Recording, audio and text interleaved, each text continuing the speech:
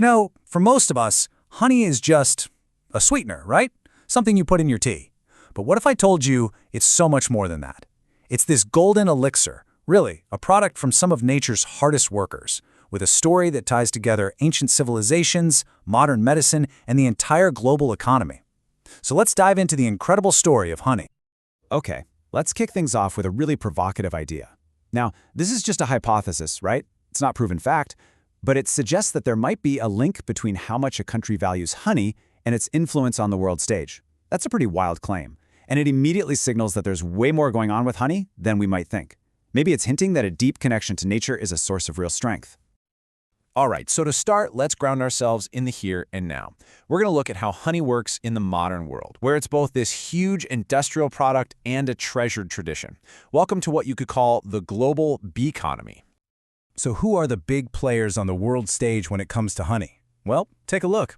You've got these powerhouses like China, the US, Turkey, Russia, and Iran. And what's interesting is that they're not just producing it, they're also the biggest consumers. And each one has its own unique story, from the massive industrial-scale agriculture in the US to Turkey, which is famous for its incredible world-renowned pine honey. And this right here really gets to the heart of it, the two completely different worlds of honey. On one hand, it's a tool of industrial power. I mean, think about it. In the US, they literally truck millions of bees across the country in this massive logistical operation just to pollinate huge crops like almonds in California. But then, on the other hand, it's this cherished cultural treasure. In places like Turkey and Iran, certain regional honeys are prized possessions, woven deep into their food and their traditional medicine. But when we talk about scale, nobody even comes close to China. They are just in a league of their own. We're talking about a quarter, 1/4 of the entire planet's honey production. And get this, they also control pretty much the entire global supply of royal jelly, which is another one of the hive's incredible products. Okay, so we've seen the business side of things, but honey's true value, its real story, isn't just about tons and dollars. To really get it, we've got to travel back in time. We're going to trace this golden thread that weaves through all of human history. And this timeline is just, wow. It gives you a real sense of how deep this goes. I mean, look at ancient Egypt. The bee was a symbol for royalty, connected to the sun god Ra. They used honey for everything, as currency, even in the embalming process for pharaohs. For the Greeks and Romans, it was literally a gift from the gods. In the Bible, the land flowing with milk and honey is the ultimate picture of paradise. Fast forward thousands of years, and even Shakespeare is using the beehive as a metaphor for the perfect, orderly kingdom in one of his plays.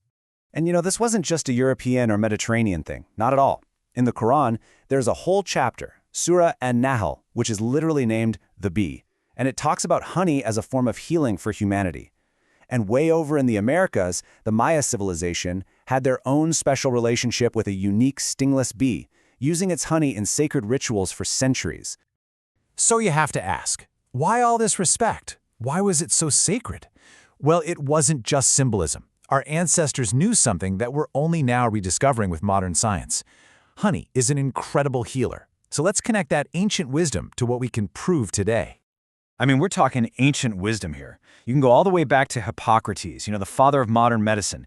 He was prescribing honey for just about everything: fevers, wounds, coughs. This was over 2,000 years ago.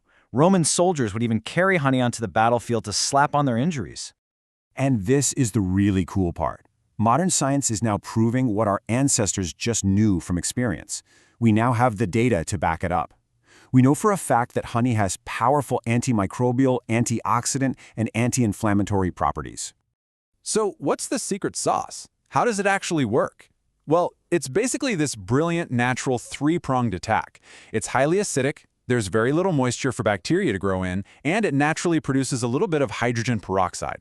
You put those three things together, and you've got an environment where bad bacteria just can't survive. It's that simple and that effective. Now, pretty much all raw honey has some of these healing qualities, but there's one that has become an absolute superstar in the medical field, and that's Manuka honey, which comes all the way from New Zealand. And this chart really shows you why it's such a big deal. You can see that regular honey is pretty good, but look at Manuka. Its power is off the charts. It's so powerful, in fact, that it can take on some of the scariest antibiotic-resistant bacteria out there, the superbugs, like MRSA. This is serious stuff. It's why hospitals are now using medical-grade Manuka in special dressings for treating really severe burns and wounds that just won't heal. But wait, there's more. The hive is so much more than just a honey factory. It's like a complete, self-contained natural pharmacy.